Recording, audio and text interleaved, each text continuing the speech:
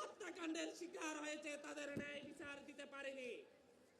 আমরা আজকে এখানে দাঁড়িয়ে গুম হয়ে যাওয়া সেই সহস্র মানুষের কাছে ক্ষমা চাচ্ছি।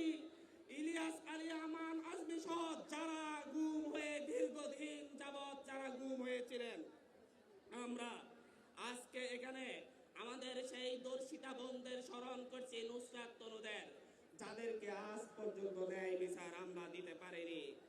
আমরা এমন একটি রাষ্ট্রের স্বপ্ন দেখেছিলাম যে রাষ্ট্র পরিবর্তন এনে দিবে, কিন্তু গত 1 বছরে আমরা দেখেছি বগুড়ায় আমার বোনকে উত্তপ্তের প্রতিবাদ করতে করায় তার বাবাকে জীবন দিতে হয়েছে।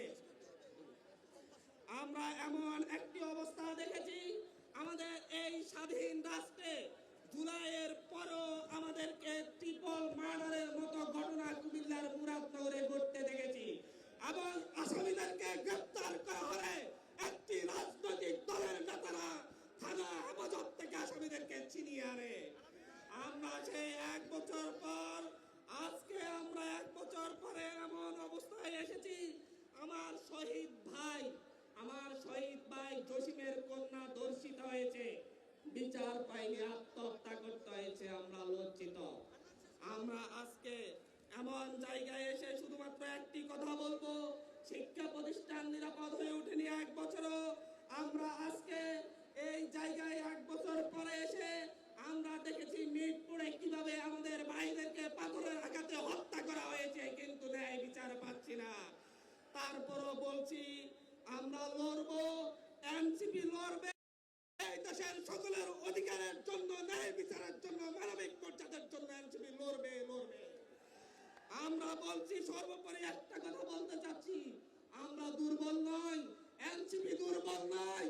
দেশের জন্য, দেশের মানুষের জন্য বুক পেতে দিয়ে লড়াই করব। সর্বোপরি শেষ লাইনে একটা কথা বলবো, জুলাইয়ের 1 বছর পরে এসে আমরা দেখছি আমাদের সেই আবেগের জায়গা সমন্বয়ক বৈষম্য বিরোধী শব্দটাকে বিতর্কিত করার জন্য উঠে পড়ে লেগেছে। এস্টাবলিশমেন্ট আমাদের আবেগকে বিতর্কিত করার চেষ্টা করছে।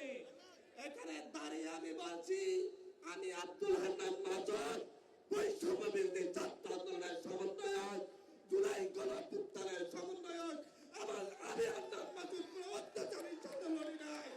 আমাকে এই সমন্বয়ক পরিচয় আমার জন্য গর্বের, বৈষম্য পরিচয় আমার জন্য গর্বের।